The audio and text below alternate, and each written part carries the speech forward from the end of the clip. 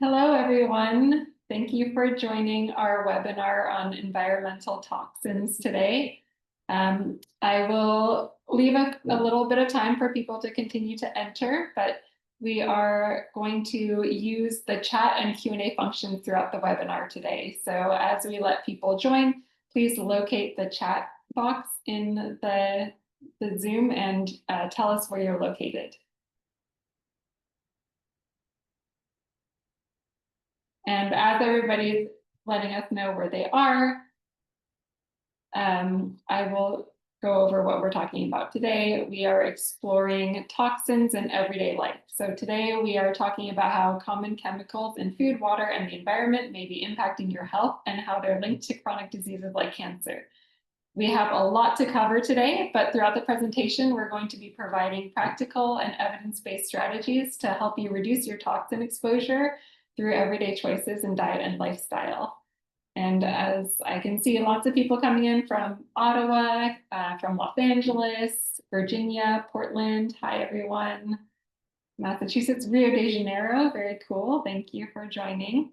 And at the end, we'll have a Q&A session, which will give you the opportunity to ask your questions. So for the Q&A, please use the Q&A box to write your questions and this chat box to answer some of our questions that we'll be asking throughout the presentation. So with that said, let's begin. First, I'd like to introduce our Create Cures Foundation Clinic. We are a nonprofit clinic founded by Professor Walter Longo. We provide nutrition, lifestyle, and fasting guidance based on Dr. Longo's decades of research. We're a team of registered dietitian and molecular biologists, and we work with a variety of patients to support their treatment and health goals. We work with cancer patients, autoimmune conditions, metabolic conditions, and also with individuals looking to optimize their health span and longevity. And just to note that the video content and information provided here is just for general knowledge only. They're not a substitute for professional medical advice, diagnosis, or treatment for specific medical conditions. I also want to share that we have some exciting information coming out about Dr. Longo's research in the fasting and the fasting documentary that just came out. It's a brand new documentary called Fasting and the Longevity Revolution. It is available in English at the link in the chat and also shown on the screen, fastingandthelongevityrevolution.com.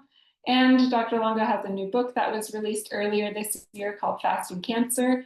That goes more into the details about his research and talks about different types of cancers. These are both fantastic resources, whether you're a healthcare professional or supporting a loved one.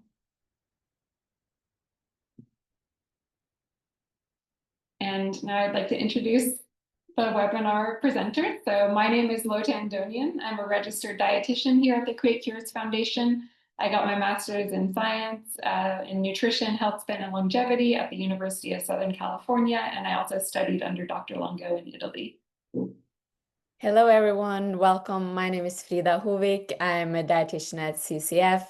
I am also currently completing my PhD in clinical nutrition, studying how fasting can reduce a lot of symptoms associated with chronic and autoimmune conditions.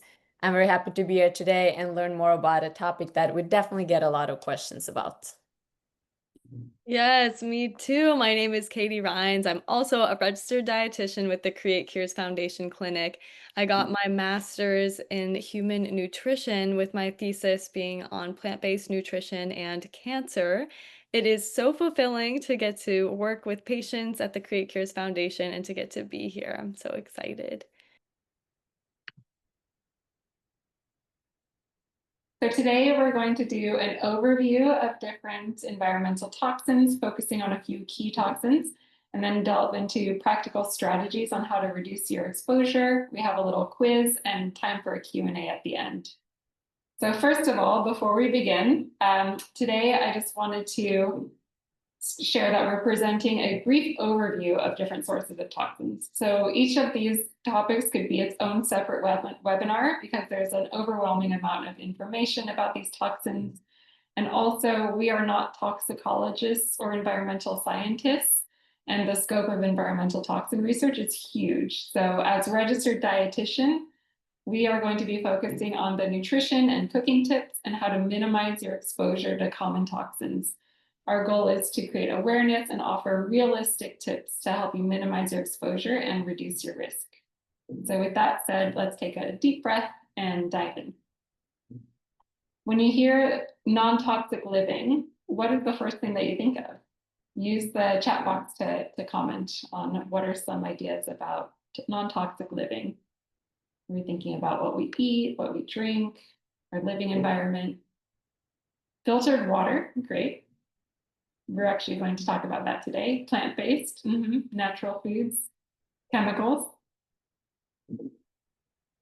Awesome. Shower water, yeah. Unprocessed food. Cool, thank you, everyone. So first we'll start with some definitions.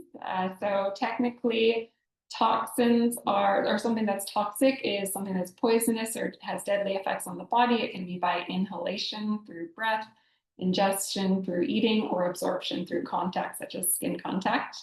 And then toxins or toxicants are substances that are toxic to living organisms.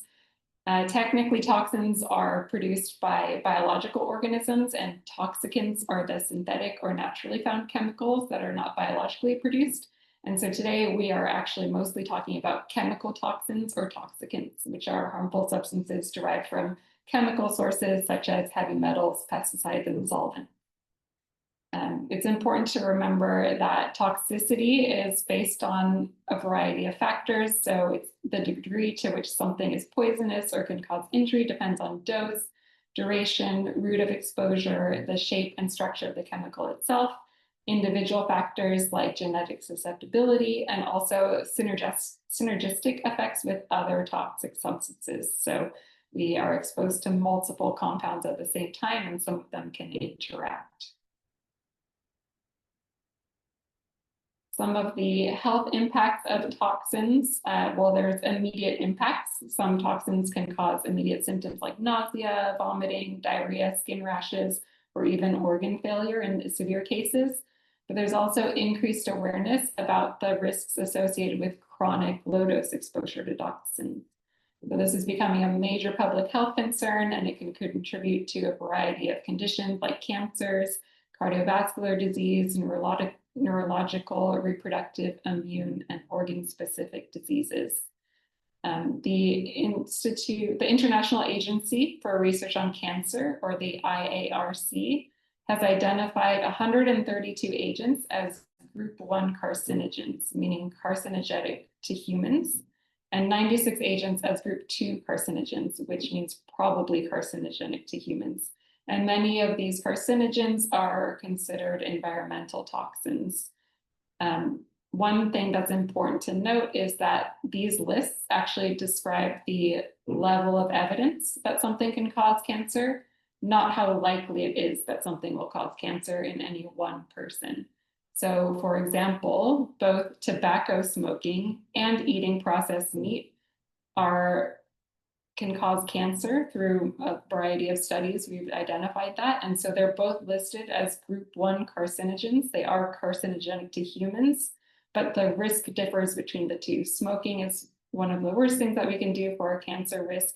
So even though smoking is more likely to cause cancer than eating processed meat, they are both in the same category. So this is one thing to consider as we're going through a variety of these carcinogens throughout the presentation. And toxins can induce cancer through a variety of pathways, mostly in these two groups, one causing direct DNA damage or genotoxicity, which is through the formation of DNA adducts and mutations causing genomic instability, or through epigenetic alterations and inflammation. And the epigenome is how our genes are actually expressed. So some of these toxins can work on DNA methylation and histone modification, influencing gene expression, or contribute to endocrine disruption and immunosuppression and exacerbate inflammation.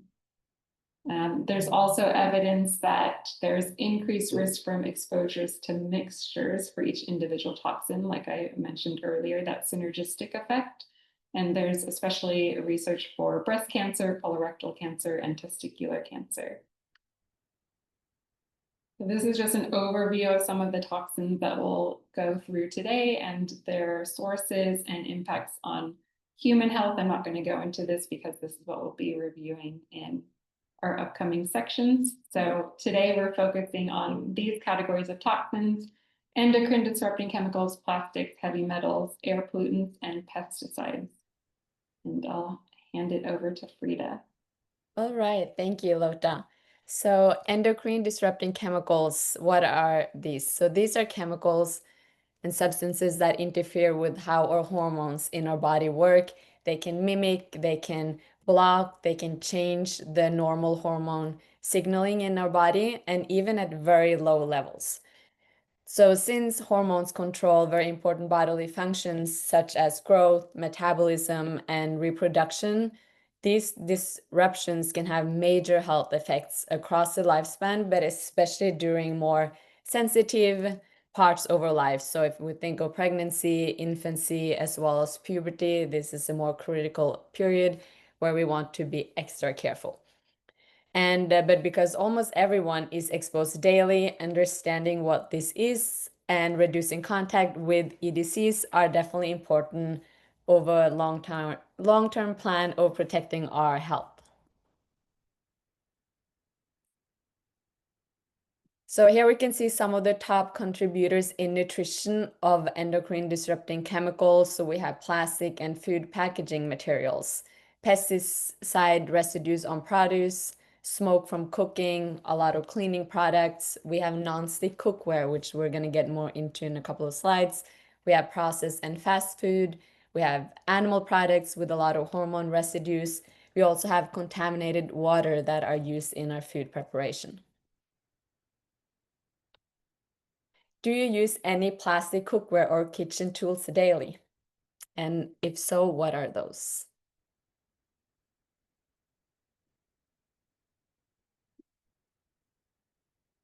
Please write it in the chat box.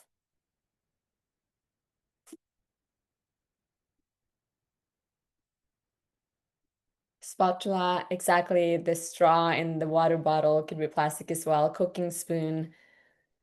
Somebody's using all wood, bamboo. That's definitely a better option. Tupperware, exactly.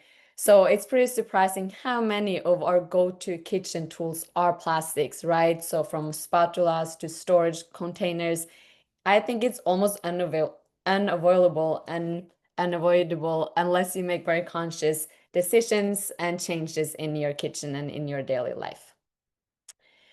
So plastic are everywhere in our modern lives. So from food packaging and kitchenware to clothing to electronics and even personal care products as well. They do definitely offer a lot of convenience. So there's something positive. However, the widespread use of plastics has led to growing concerns about the environmental and the health impacts. So for the next slides, we're going to explore how plastics are integrated into our daily life and also begin to look at how they can affect our food, water, and our health and what we can do about it. So what are microplastics? So microplastics are very tiny particles, less than about 5 millimeters in size. So think of the size of a sesame seed. They come from two main sources. We have primary microplastics. These are small plastics that are intentionally made, such as microbeads in cosmetics. Industrial scrubbers are some examples. We have secondary microplastics, and these are formed when larger particles, items such as bottles, bags, or packaging break down over time. And this is due to sunlight, heat, or physical wear from humans. And when we're talking about nutrition, why does microplastics matter? Well, they are found in our food and in our water supply. So hence the term, we are what we eat. We are consuming a lot of these items. We find it in seafood, especially shellfish, salt, bottled and tap water, and also some packaged and processed foods as well. But what are the health impacts of the microplastics? So the plastics actually release harmful chemicals, especially when they are heated and degraded. And we do see that there's some chemical leaching happening. Plastic can release toxic chemicals such as BPA, phthalate, and also other chemicals that could be harmful. These chemicals leach into the foods, drink, and also our environment. We see hormonal disruption. Plastic-related chemicals can act as endocrine disruptors. It can mimic or interfere with our natural hormones in our body. They can lead to reproductive issues, developmental problems, and also metabolic disorders. We also see how it's linked to our gut and our brain health. So microplastics may disturb our gut microbiota and the barrier function. It could potentially lead to a lot of GI issues, even nutrient malabsorption, and even impact on the gut-brain axis, which then will affect our mood, our cognition, and also our neurological health.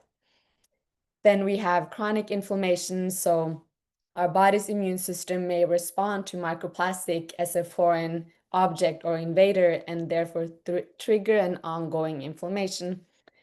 And then we see a widespread exposure because microplastics have been actually found in human blood, in our lungs, placenta, and even in the brain tissue. So this indicates that the exposure of plastic is not only just common, but it's deeply embedded in our bodies as well. What are some top contributors in our daily life? So we see some common household sources of harmful chemicals. We have non-stick cookware. So most non-stick pans are coated with a substance called Teflon. This is a brand name for the chemical compound that is known as the polytetrafluoroethylene, also referred to as the PTFE. This is a chemical compound that these pans are very convenient for cooking. They need less oil, very easy to clean. However, they can pose potential health risk, especially when they're overheated or scratched. So we see that when approximately above 400 to 500 Fahrenheit, when these pans are heated, this PTFE's coating begins to break down. It could release a lot of toxic fumes. It can also include compounds like the perfluorooctanoic acid, PFOA, and also other chemicals. So additionally, when nonstick surfaces are scratched and degraded over time, small flakes of this coating can break down and therefore into our food. Plastic kitchen tools, so food processors, blenders, plastic containers in microwave, a very bad idea if you want to avoid to get the plastic into your food.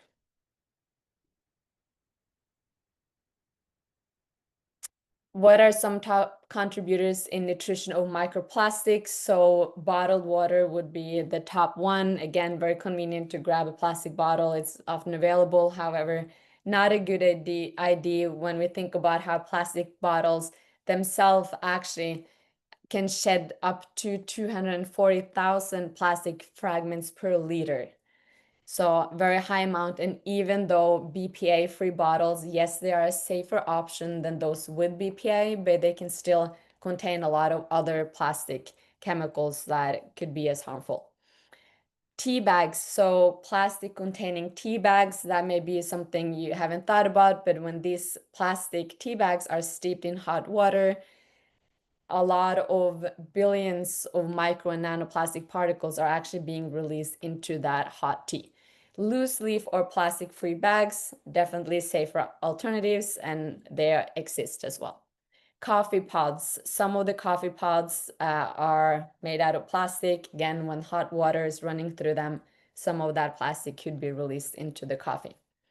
We have salt and sugar. Even very common table condiments are contaminated. So Himalayan pink salt, black sea salt, and many sugar brands are contaminated. However, there's also safer options that contain less of this. So I don't mean to scare everybody, but just being aware of that it's found in a lot of common food items we are consuming. We have rice, especially the instant and processed rice. Seafood and shellfish, because of our marine animals nowadays ingest a lot of microplastics from the ocean, from water pollution. These also accumulate in their tissues. We see it in fruits and vegetables. This can be absorbed through soil, through irrigation, or even from rainfall as well. and we see that root vegetables could specifically be more vulnerable. Then we have ultra processed and packaged foods. So more processing, the more time points a food is introduced to plastic, that will be harmful. So packaging, machinery, films, and storage. All right, so into something more positive. What are some prevention strategies to avoid microplastics? So number one, avoid microwaving in plastic. Especially in the microwave. Avoid plastic bottled water, use glass or stainless steel bottles instead. Replace plastic, straws, and packaging with more reusable or compostable alternatives. We also want to use glass containers, reduce plastic in food prep, use wood or metal utensils instead. We definitely want to avoid plastic chopping boards and Teflon coated pans. Again, better to have a ceramic pan and a wood board, chopping board. When it comes to filtering our water, we're going to talk about that later. We want to use a high quality water filter to reduce the microplastics content in the tap water specifically. And we want to be smart with packaging. When we're buying fresh produce, it's best to avoid the plastic wrapping. We want to choose bulk or paper packaged goods when that is available and possible. When it comes to seafood consumption, definitely a part of the longevity diet and what we recommend, but we want to limit the intake of shellfish specifically and the bottom dwelling fish. They tend to contain more microplastics. And then finally, important to advocate, educate, being aware and staying informed of all these sources. So now Katie will take us through heavy metals. Thank you, Frida. It's definitely quite alarming, the plastics that are infiltrating into our daily lives. And my section here on heavy metals, while oh, let's all take a deep breath. It can feel really overwhelming. When it comes to heavy metals, these are a little bit more natural than the plastics. And if we're going to be making any transitions to remove these toxins in our daily life, I recommend everybody start with the plastics. But it's still good to learn about the heavy metals and how those might be infiltrating into our food system and into our bodies as well. So what are these heavy metals?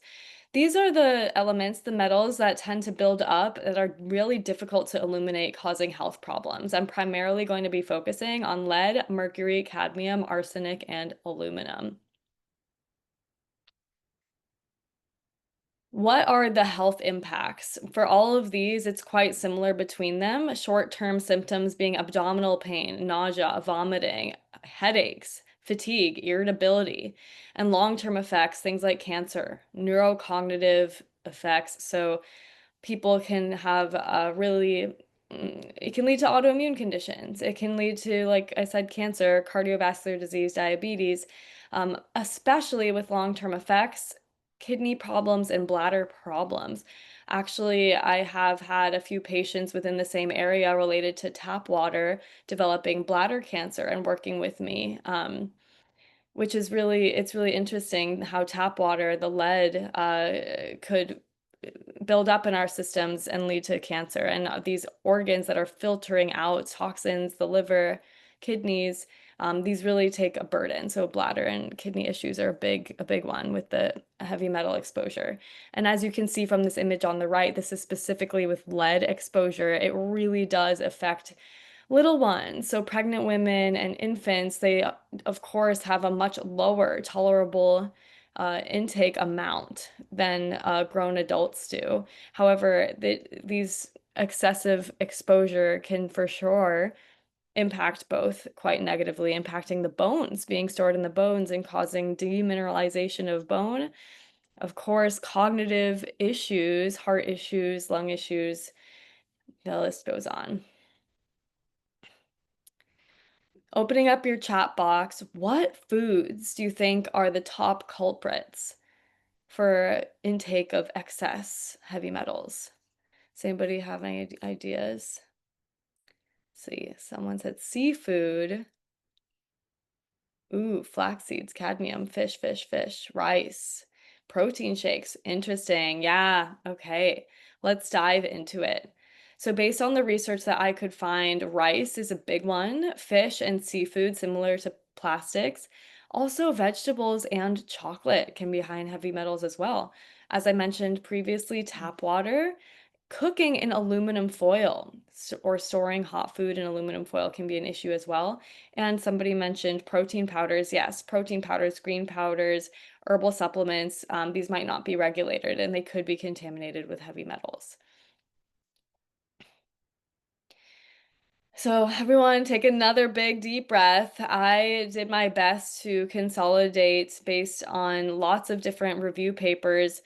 What is the amount that we can actually eat before we take in too much of these heavy metals? What is the tolerable daily intake and what's that actually look like? Well, for something like tuna, for a grown adult, it would take 2 to 3 cans of tuna a day to exceed mercury intake, the tolerable daily intake of mercury. Now, you might be thinking, oh, that's not going to happen. Who eats 2 to 3 cans of tuna in a day? I have had patients who love sushi and who maybe also will eat a tuna sandwich, right? Have mercury issues. So something like that, it can add up over time, something to be mindful of. And with dark chocolate, so in 2 to 3 servings, it's quite a lot. If you were to have about 12 squares of chocolate, that might throw you over when it comes to cadmium. And that this is also, hey, all chocolate sourcing is different. It depends on the brand. We can, at the Create Cures Foundation, provide you a list of these different brands that might be testing and lower in heavy metals than others. But in general, who is sitting down and eating 12 squares of chocolate in one sitting? I hope you're not. I hope you're not. So the reasonable amount of chocolate, about maybe 3 squares, 1 to 3 squares of dark chocolate, is definitely lower than the tolerable daily intake of cadmium, okay? And with kale, it'll take at least 10 cups of kale to potentially cause excess lead intake, okay? Now, when it comes to rice and rice products, rice sequesters the most arsenic compared to other grains, and it's definitely at risk for causing arsenic exposure, especially for little babies having rice-based baby food, that type of thing. For brown rice, it's going to have a little bit more arsenic in there. It takes for an adult 7 cups, over 7 cups of rice, of brown rice. And now I doubt anybody is doing that. But what if you're gluten-free and you're eating rice crackers and rice baked goods, rice pastas, brown rice, white rice? You're eating a lot of rice. Well, clinical studies and evaluation from NHANES have shown that yes, people eating gluten-free do have higher arsenic and mercury in their blood. However, these are still far from toxic levels. So even people eating more rice products, they're doing just fine. So it's not an issue, not something to be super, super scared of. More research is needed on this topic. When it comes to mercury in fish, we want to avoid the predatory larger fish. This tends to bioaccumulate up the food chain. So avoiding shark, swordfish, golden bass. We recommend including the acronym SMASH fish, 4 ounces, 2 to 3 times a week. These tend to be the lowest in mercury and the highest in the healthy fats. Sardines, mackerel, anchovy, salmon, or herring. If you're purchasing tin fish, do aim to opt for lower sodium options and avoiding smoked varieties, as the smoking process could lead to carcinogen formation. What's the deal with removal of heavy metals from our produce? Is this possible? Well, actually, a lot of heavy metals do get uh, internalized within the plant tissues, and they're not significantly reduced by any household washing method. So it is going to be important, if possible, to purchase organic. That's going to help. But still, organically grown produce, we don't know. It's not a certification that says there's no heavy metals on this product. So it's a little bit of something that we need more research on. But it turns out that actually saturating with water and rinsing with water, or just rinsing alone, is actually going to do more help than a baking soda soak or a vinegar soak, which these I'll talk about later with pesticides could be more helpful, but when it comes to heavy metals, just washing is really gonna be helpful to remove excess heavy metals from the outside of the produce. Purchasing supplements. Here at the Create Cures Foundation, we do have a consumer lab subscription. This is a third-party testing site where we make sure we're recommending our patients highly tested supplements. These supplements are definitely going to be free of harmful contaminants. If you happen to be shopping, maybe online in the store, look for the NSF or the USP labels. These ensure accuracy of the nutrition label. They ensure no harmful contaminants. They do ongoing monitoring. These are great certifications to look for. Like I said before, just because something's organic does not guarantee the absence of heavy metals. Takeaways, alternate your grains. So instead of just eating rice all the time, have you had buckwheat lately or quinoa or millet? There's lots of fantastic grains out there. Avoid large predatory fish. Do wash your produce thoroughly. Use parchment paper instead of aluminum foil, and see this image on the right. Look for aluminum-free baking powder. Look at your baking powder and see if it's aluminum-free. Look for the third-party testing labels, and children and pregnant women, the tolerable daily intake of these heavy metals is a lot lower than for grown adults. So something to really be mindful of for those populations.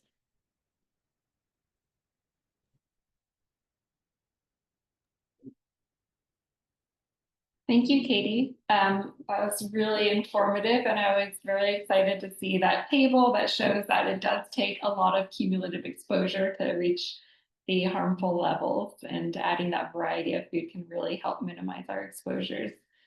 So I know I love oats and teff and buckwheat and all those different gluten-free grains. Next, we're going to talk about indoor air pollutants. So first, what are indoor air pollutants? We often think about outdoor air being very polluted, but actually indoors, we can be exposed to a variety of particles and gases that can cause health consequences over time. So some of these are particulate matter. You may have seen PM 2.5 or PM 10. 2.5 is fine particulate matter. That would be like smoke from cooking or tobacco, cleaning products, or exhaust coming in from outside. Whereas PM 10 would be coarse particulate matter, and that could be dust, pollen, bacteria, mold spores. And then we have some gases. So there's nitrogen dioxide. Carbon monoxide is something that we were probably familiar with the carbon monoxide detectors in the house, because that is odorless. Volatile organic compounds, or VOCs. These are compounds that can easily evaporate at room temperature. Some of these are benzene, toluene, and formaldehyde, which are known carcinogens. And then semi-volatile organic compounds, or SVOCs. These can turn into vapor at higher temperatures, but are slightly less volatile than the VOCs, so they can be more solid or liquid at lower temperatures. And then we have polycyclic aromatic hydrocarbons, sorry, difficult words here, PAH, and heterocyclic aromatic amines, or HAAs. And the PAHs are a group of 100 chemicals that are formed from incomplete burning of coal, oil, and gas. And the HAAs are compounds that are actually induced by the Maillard reaction, which you may have heard of, happens when you're cooking meat and you get that browning. That process forms these heterocyclic aromatic amines, which are also carcinogenic compounds. And so why do we care about airborne pollutants inside? Well, Americans actually spend around 90% of our time indoors. And the concentration of some of these pollutants can be 2 to 5 times higher than the outdoor concentrations. And certain parts of the household, like kitchens, can be very concentrated sources of some of these pollutants. And there's both acute and chronic impact. So some of the acute, we can assume like irritation to the eyes, nose, throat, and lungs, headaches, dizziness, and fatigue, or asthmatic and allergic reactions. But chronic, there's a lot of issues with obviously our respiratory system. So asthma, chronic obstructive pulmonary disease, but also issues with neurodegenerative disease, heart disease, stroke, and cancers, especially lung cancer. And the particulate matter 2.5, or those fine particulate matter, has been classified as a group 1 carcinogen. So very important to be aware of these. And when we're thinking of indoor air pollutants, I mentioned a couple of them, but what would be some common sources of indoor air pollutants? Does anybody think of any common sources? Gas stove, great. Yes, we'll definitely talk about that. New carpeting, yeah, off-gassing, cleaning products, air conditioning with stove. Yeah. So these are some of the top contributors to indoor air pollutants. There's the household combustion appliances. So when there's that fume, the combustion of the gas from gas ranges and ovens or water heaters, clothes dryers, fireplaces, and furnaces, they can produce both particulate matter and gases. And there's tobacco smoke, cleaning products, infiltration of outdoor air pollution, and then cooking. These are some major sources. So I will cover the gas ranges and ovens and cooking. So gas ranges and ovens can release both gases and particulate matter. When they're turned on, it would be the particulate matter, and they're associated with increased risks of respiratory disease, childhood asthma, and cancer. Even when they're turned off, we can have sometimes leaky appliances. So there may be gas kind of leaking in to the air without realizing it. So some of the strategies to reduce risk are to make sure that you're maintaining the health of your appliances. So if you have maintenance in your apartment or have somebody who's able to check for any gas leakage, that's definitely very important to fix any leaky gas appliances. But then we can also do some other things on our own. So it's strongly recommended to always, always, always use the exhaust fan and vent. This is something that I've started changing after researching this webinar, because I always thought about using it just when doing something that would produce smoke. But when we're thinking about potential for some of these gases to be leaking out, we just want to always use our exhaust fan and vent, and to make sure that it's not blocked. Opening windows is a great way of reducing risk too. Using the back burners can actually reduce our exposure to breathing in some of the fumes from the gas. Frequently cleaning to remove debris is really helpful, especially as we're going to talk about some of the health impacts of charring. And then if you have the ability, you can replace gas stoves with induction, or the stovetops with induction burners, or use electric ovens to minimize that. And actually, some people like to use the portable induction burners instead of their gas stovetops to minimize that exposure to gas. All right, another big source of indoor air pollutants is charring foods and high temperature cooking. So high temperature cooking is when we're talking about grilling, roasting, or frying, and it creates some of these polycyclic aromatic hydrocarbons, heterocyclic aromatic amines, acrylamide, and lipid oxidation products, or LPOs, which are things like aldehydes, and those are considered reactive oxygen species, which can cause oxidative stress when inhaled. And actually the PAHs and the HAAs, those are dangerous both through inhalation and through consumption, because they are on the food itself when we consume it. So a lot of these compounds are associated with elevated risks of several cancers, both from inhalation and consumption. So lung cancer, colon cancer, oral cavity, stomach, and esophagus, thinking of the digestive system that's exposed to some of these compounds through consumption and inhalation. And there's research that shows that poor ventilation and coal-fired cooking have a 103% increased risk of lung cancer in people who have never smoked. So this is something where we can definitely work to minimize our exposure. And what are some of the greatest risk factors for exposure to these compounds? Well, one is charcoal-based grilling. The charcoal itself can produce more of these compounds when we're grilling. Deep frying is obviously a very high temperature cooking source, and it releases a lot of airborne compounds. More charring on food, the more char, the more of the PAHs and HAAs have been formed. And unfortunately, that is even with charring vegetables. So it's not going to have the HAAs or those heterocyclic aromatic amines, because that's on higher protein food, things with the higher amino acid content like meat. But the PAHs are formed through that charring. So it's still better to kind of rotate through different cooking methods and minimize the amount of char.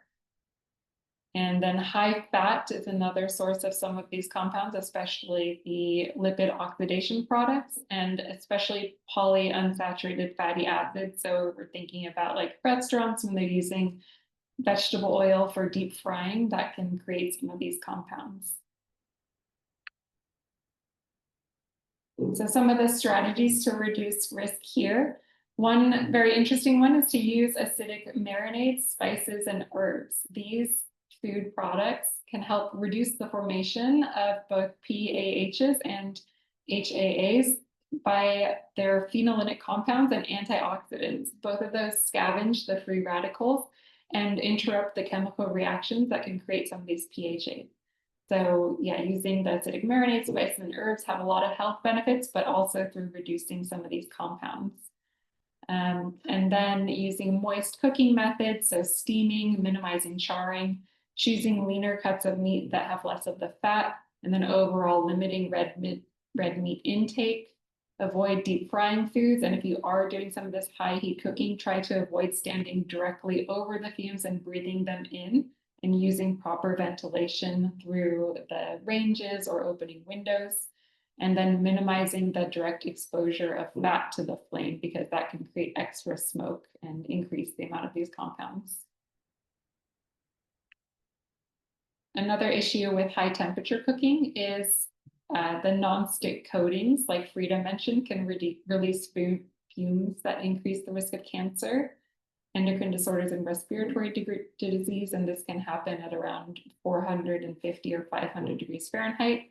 And then there's recent research that also shows that silicone cookware and bakeware can release volatile organic compounds like cyclic siloxanes and silicon oligomers. And these are linked with endocrine disruption and reproductive issues. And this can happen as low as 350 degrees Fahrenheit. So this is some emerging recent research that about silicone bakeware. So to reduce the risk of high temperature cooking, some of the best strategies are to use safe materials. So the ceramic, stainless steel, glass, and cast iron that has been mentioned earlier, throwing out any scratched cookware to minimize that damage, using unbleached parchment paper, avoiding heating silicone. So you can still use those silicone bags for storing food or in the freezer, but just try and keep it below 350 degrees Fahrenheit. And then buying non-toxic appliances like ceramic or stainless steel air fryers instead of non-stick. So just to summarize some practical tips, the first is to reduce exposure. And then the second is to use proper ventilation and filtration. So we've talked about the different ways of reducing exposure, but it's also really beneficial to remember that ventilation can reduce exposures by 35 to 70%. If we're using air purifiers, we can reduce exposure of gases by 68% and particles by 76%. And then if we're combining range hoods and window ventilation and air purifiers, we can reduce some of these particulates by 90%. So the combination can really support reducing our exposure to some of these indoor air pollutants. Now I'll pass it over to Katie, who's going to talk about pesticides. Thank you, Lota. Definitely will open those windows wide when I'm cooking from now on. Let's talk about pesticides, kind of similar to the heavy metals on our produce when it comes to how to remove them. Let's dive into it.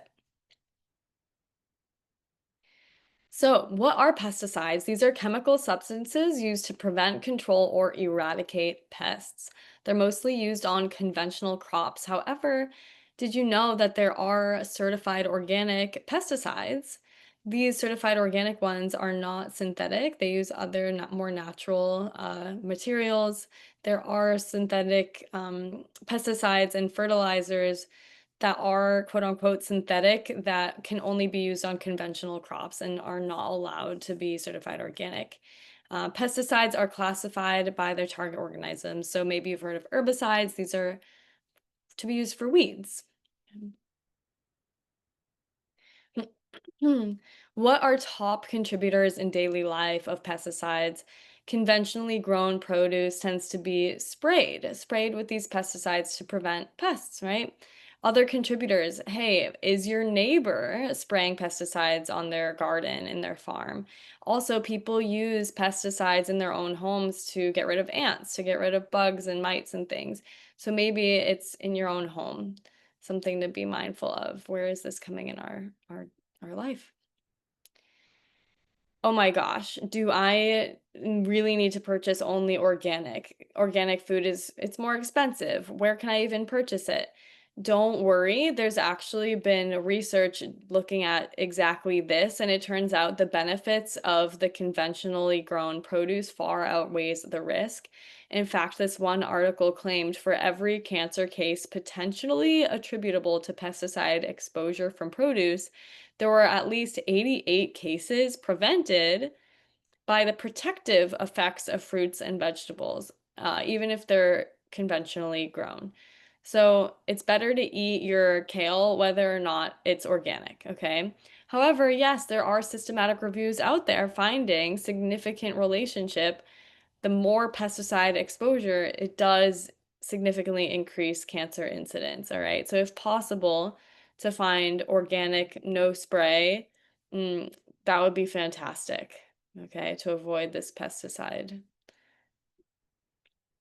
One way to avoid pesticides and not break the bank, looking at the environmental working groups, EWGs, Dirty Dozen lists. They every year come out with a clean 15 list and a Dirty Dozen list. And the Dirty Dozen list, you really do want to do your best to try to find organic options. These options tend to be foods that you eat the skin, something like a blueberry, a strawberry, an apple. We're eating the skin. So it's really going to be a good idea to try to find these organic. Something like an avocado, a watermelon, banana. We're not eating the skin, so it's going to have a less potential harm than, buying a conventional strawberry, for example. But still, as I mentioned before, it's better to eat a strawberry than to not just because it's not organic. Okay. When grocery shopping, how can you tell if a product's certified organic? Comment in the chat box.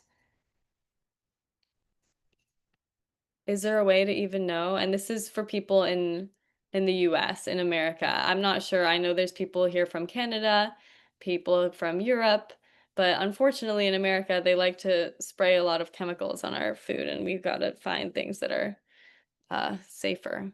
It starts with a 9. Wow, people, amazing. So just really quick, of course, we want to find an USDA organic sticker, or maybe at the farmer's market, they'll say organic, they'll say no spray, right? The best way, I love looking at the price lookup code, the PLU code. If it's 5 digits starting with a 9, that means it's organic. If it's 4 digits starting with a 3 or a 4, that means it's conventionally grown. Okay. Cool. In Brazil, it says if it's organic. This is super interesting. Open up your chat box. Is this PLU code 4011? Is this organic, conventional, GMO? Conventional, exactly. This is actually the code for a conventional banana. Exactly. So bringing back this comparison, we love kale. We love recommending the cruciferous vegetables. How can we get rid of the pesticides from our conventionally grown kale?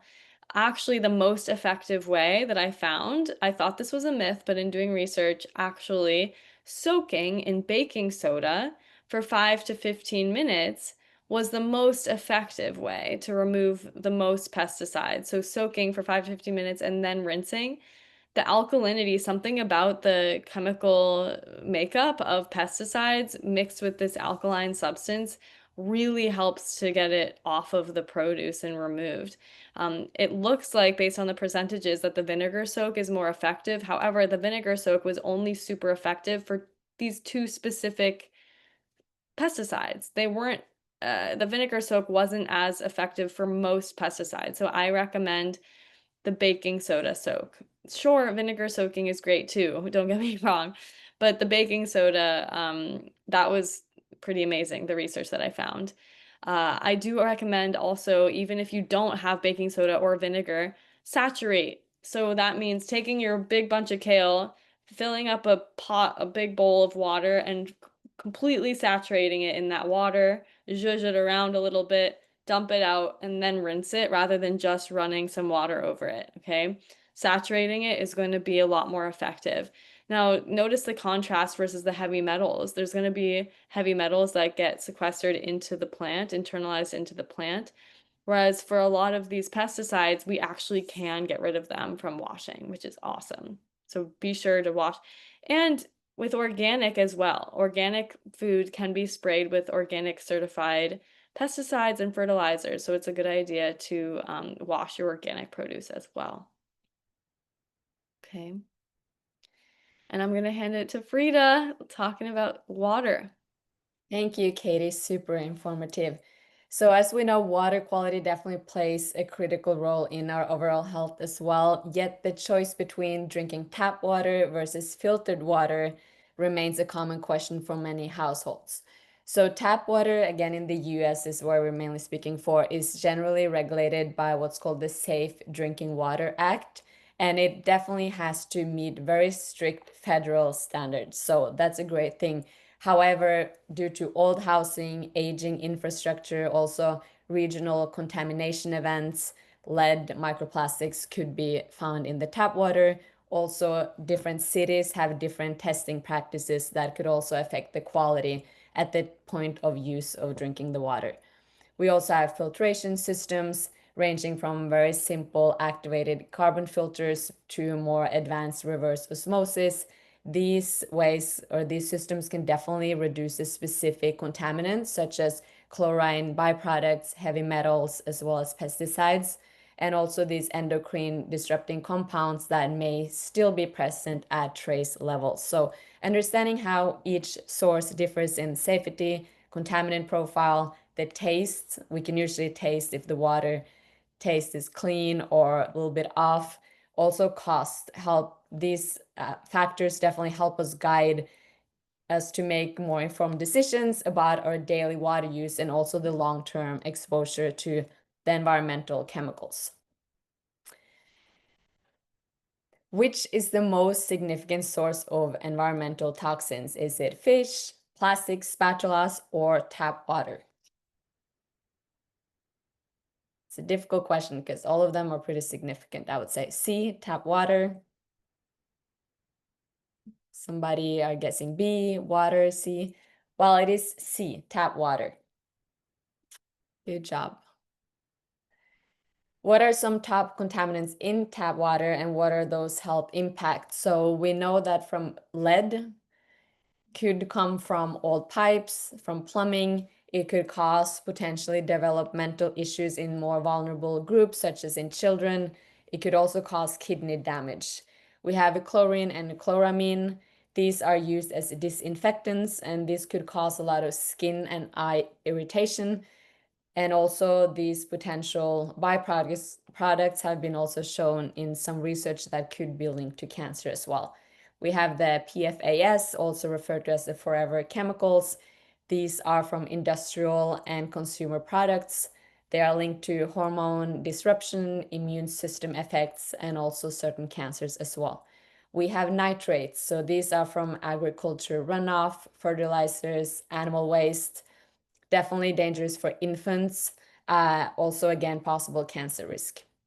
We have microorganisms. So this could be E. coli, for example. This would be from poorly treated water or contamination. This could cause a lot of gastrointestinal illness. We have heavy metals, and these, such as arsenic, mercury, cadmium, these occur naturally through industrial waste. So this could also be in the water, in the tap water. These are also associated with potentially cancer, organ damage, and developmental issues. How can we reduce our exposure to tap water contaminants? So number one would be to use a certified water filter. We want to choose a filter that removes lead, PFAs, chlorine, and heavy metals. We want to look for an NSF certified water filter. We want to flush the tap water, so especially overnight when it hasn't been running for a while, we want to run it for at least 30 to 60 seconds before use, because it could be some accumulated chemicals that are coming out with the initial water that comes out. We also want to use cold water for cooking and drinking. Hot water, if you're pouring hot water out from the sink, it could increase a lot of these contaminants from the pipes. So we want to use cold water before we're cooking and drinking it. Maintaining our plumbing systems in our homes, replacing old pipes are important because it could potentially contain lead. We want to test your tap water. There's different testing systems you can purchase online to see if there are a significant amount of chemicals or contaminants in our water. And especially important in older homes, or if you live in an area where water are known to be a potential issue. Most importantly, staying informed. This website right here and also other websites have something called a consumer confidence report. You can put in your zip code. You can see how the water is in the location that you're living. Then I will hand it back to Katie, who's going to talk about some practical application. Thank you. I highly recommend everybody check out that EWG. Look at the tap water in your area. It's very enlightening. It might get you to get a water filter pretty soon. Okay, let's again take a deep breath. How could we actually apply all of this information to our daily life? Whew. So opening up your chat boxes. Okay, what are your biggest barriers to living a lifestyle with less toxin exposure? I'm curious to hear. It seems like there are a lot of little things that we can do, but there's so much. It's quite overwhelming, right? I mean, maybe it's not for some of you. Maybe you're already implementing all of these, but I feel a little overwhelmed living on planet Earth. Lack of knowledge, the way that everything is packaged. Yeah. Love to ride my bike, but don't like car exhaust. Totally. Yeah, it is overwhelming. Okay, so I hear you. Money. There are a lot of barriers living on planet Earth. That's a great answer. So I just really want to emphasize with all of this information that progress is so much more important than perfection. As this day and age, right, everything seems to be wrapped in plastic. It's quite hard to avoid all of these things. And I encourage everybody to aim to focus on one, maybe two things that seem tangible, the lowest hanging fruit that we can take control of and get excited and empowered to change going forward. What is the easiest swap for you? Do that. Right, next week, maybe try something else. So we definitely can't control when we're going on a bike ride and there's a car exhaust in front of us. Just the other day, I was, trying to have a nice time outside with a friend, and they were cooking pizza outside or something, and it was this horrible smoky smell all up in the air. There's some things that we just can't get away from. So let's focus more on, okay, what can we control and what's actually less overwhelming to take control over. Something as simple as purchasing this image here, a spatula can really go a long way. And instead of thinking you need to spend a ton of money, I've actually found really great zero plastic alternatives at thrift stores on Facebook Marketplace. And I love saving jars and purchasing from the bulk section, trying to reduce my plastic exposure. There actually are some ways here and there to take advantage of that are cheaper and realistic. And then we're all going to talk about our favorite non-toxic swap. Mine recently is a plastic-free kettle. So maybe you have a hot water heater at home. I did invest, it's not super cheap, but I invested in one that is completely plastic-free on the inside. And with this, I also want to piggyback. The biggest thing that I've done, I think, is bringing a stainless steel coffee cup when I go get a hot coffee or a tea or something, pouring a hot acidic beverage into a plastic lined paper cup with a plastic lid. So if anybody can do one thing, I highly, highly recommend bringing your own cup to a coffee shop. And it looks like we're going over time. So this is recorded. It's going to be on YouTube. So if you have to go, we understand. But yeah, I hope that you're enjoying this and I hope it's informative. All right, so this one is my favorite non-toxic swap. And actually, this happened the other day because Lota in the office saw that I was drinking a Keurig plastic coffee, or I was using the plastic ones. So she was telling me about these reusable stainless steel coffee pots that you can use in a coffee machine. So very easy to buy online. It's reusable, so you don't have to purchase more of them. So definitely my favorite non-toxic swap.